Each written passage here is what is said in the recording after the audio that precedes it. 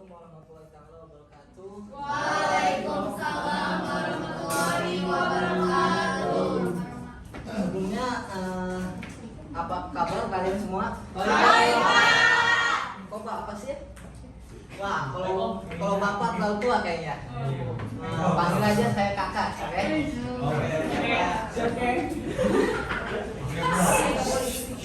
Hari ini ada yang nggak hadir? Apa hadir semua? Hadir semua, Pak. Baik, langsung saja kita masuk ke materinya. Jadi materi di sini ada materi respon bangsa Indonesia terhadap penduduk Jepang. Nah, respon bangsa Indonesia terhadap penindasan Jepang yaitu penderitaan rakyat tidak berkurang, tetapi justru semakin bertambah. Kehidupan rakyat benar-benar menyedihkan. Bahkan makanan sulit didapatkan karena banyak petani yang menjadi pekerja robusta. Di sini ada yang tahu pekerja robusta itu apa? Apa? Tidak dibayar. Pekerja paksa ya.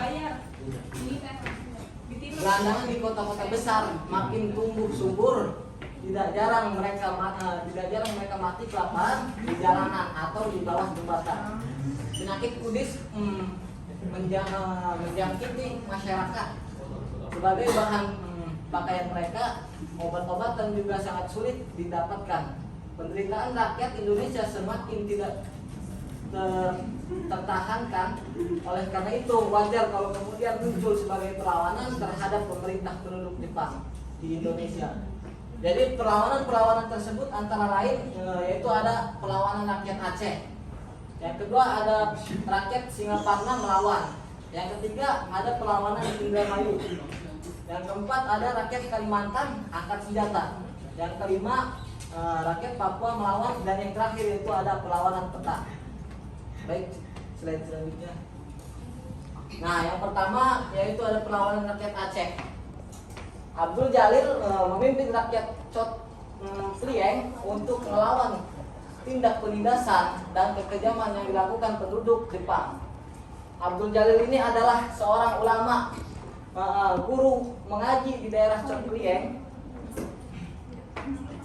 Provinsi Aceh. Karena melihat kekejaman dan kesewenangan pemerintah penduduk Jepang, terutama terhadap Romusa, maka rakyat Chot Plieng melancarkan perlawanan yang dipimpin oleh Abdul Jalil.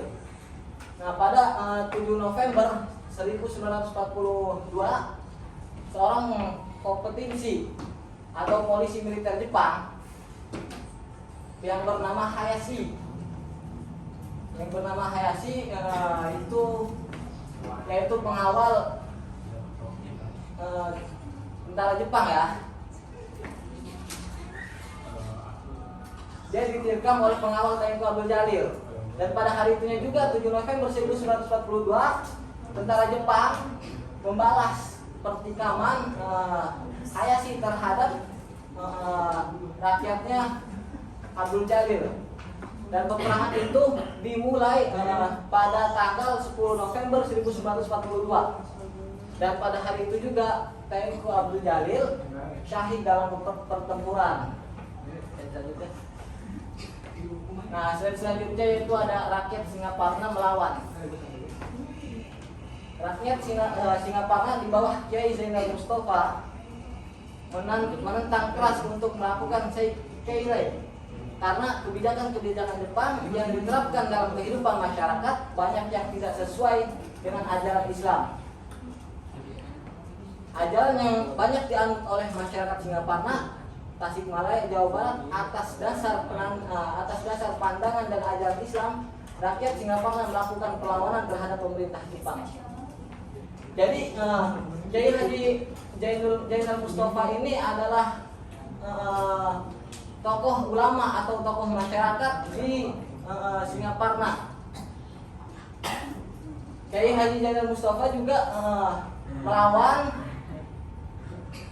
tentara Jepang karena dilatar belakangi oleh kehidupan rakyat yang semakin menderita. Kiai Zainal Mustafa memulai pertempuran pada salah satu hari Jumat di bulan Februari 1944. Slide selanjutnya.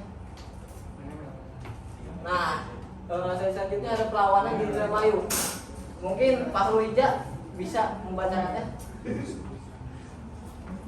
Perlawanan terhadap kekejaman Jepang juga terjadi di daerah Indramayu. Latar belakang dan sebab-sebab perlawanan itu tidak jauh berbeda dengan apa yang terjadi di Singapura. Singaparna, para petani dan rakyat Indramayu pada umumnya hidup sangat sengsara. Jepang telah bertindak semena-mena terhadap para petani Indramayu. Mereka harus menyerahkan sebagian besar hasil paninya pada Jepang. Untuk kebijakan ini sangat menyengsarakan rakyat. Perlawanan rakyat Indramayu antara lain terjadi di desa Kapolong, distrik Karampel pada bulan April 1944. Baik, terima kasih Pak Ruija. Jadi perlawanan ini juga terdapat di Indramayu ya. Karena perlawanan terhadap kekejaman Jepang juga terjadi di daerah Indramayu. Dilatar belakangi dengan sebab-sebab perlawanan itu tidak jauh berbeda dengan apa yang terjadi pada Singaparna. Dan perlawanan rakyat Indramayu antara lain terjadi di desa Kaplongan, distrik Karangampel pada bulan April 1944. Selanjutnya ada rakyat Kalimantan angkat senjata. Perlawanan rakyat terhadap kekejaman Jepang terjadi di banyak tempat. Begitu juga di Kalimantan. Di sana terjadi peristiwa yang hampir sama dengan apa yang terjadi di Jawa dan Sumatera. Rakyat melawan Jepang karena himpitan penindasan yang dirasakan sangat berat.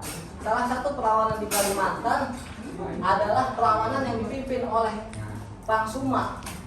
Pangsuma ini adalah pemimpin suku Dayak. Pemimpin suku Dayak ini memiliki pengaruh yang luas di kalangan orang-orang atau suku-suku di daerah Tayang, Riau dan sekitarnya.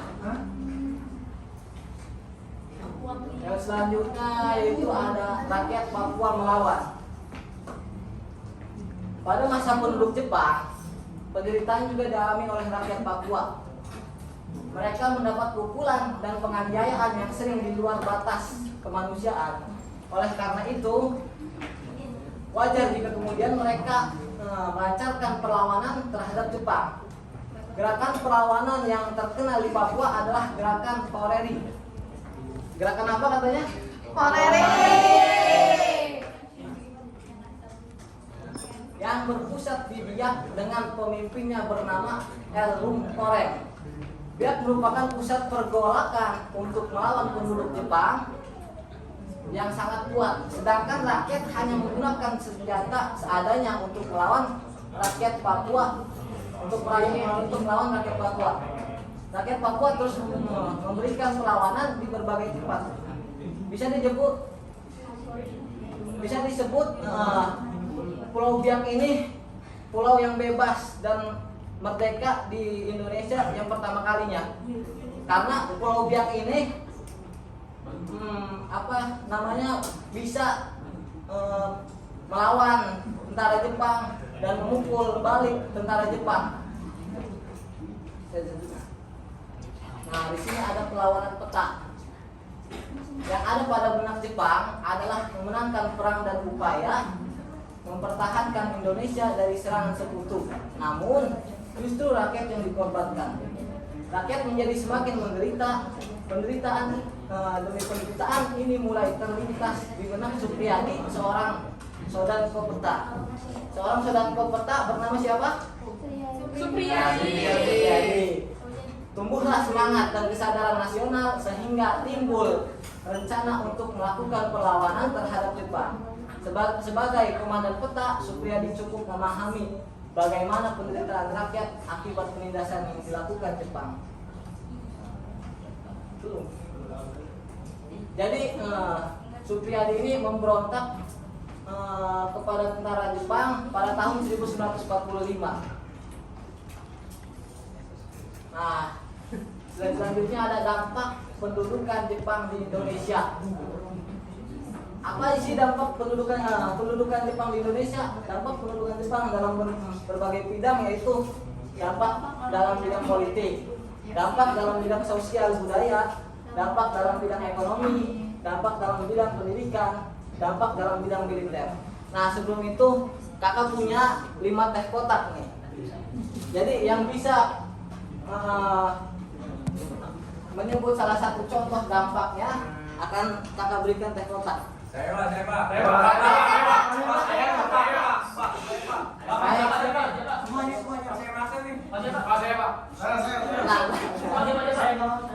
Dampak dalam bidang politik salah satu contohnya apa? Coba Struktur angkat tangan. pemerintahan Apa? disusun sesuai keinginan Jepang. Apa coba ulangin?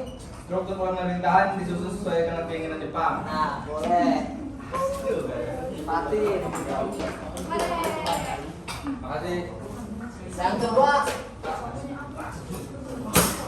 dampak dalam bidang sosial budaya salah satu contohnya apa nih? Ada yang tahu? Angkat tangan.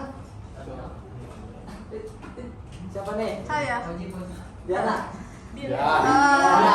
Dalam bidang sosial budaya salah satunya kayak budaya Saikerei Pak, menghadap ke arah matahari. Ya, mungkin salah satunya ada. Terima kasih Pak. Yang selanjutnya ada dampak dalam bidang ekonomi. Siapa ya? Angkat tangan yang tahu. Sumber daya alam dan sumber daya manusia untuk kepentingan peran Jepang Pak. Sumber daya alam. Dan sumber daya manusia untuk kepentingan peran Jepang. Boleh, Roy. Ini Roy. Yang keempat ada dampak. Saya Pak. Aceh yo. Ada masa ini dalam dampak dalam bidang pendidikan Pak ya. Ya. Pada masa pendidikan Jepang, keadaan pendidikan di Indonesia semakin unggul. Pendidikan tingkat dasar hanya satu, yaitu pendidikan yang tahun. Hal itu sebagai politik Jepang untuk memudahkan pengawasan Pak. Boleh, Aceh. Boleh Aceh.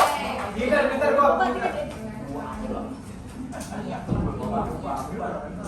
Cepetan dong Aceh. Sama nih Aceh. Yang terakhir saya tunjuk ya. Aku, Bang. Nanda, ayo. Yang dimana pelajar juga dianjurkan untuk masuk militer. Nah, mereka diajarkan heihok atau sebagai pembantu prajurit.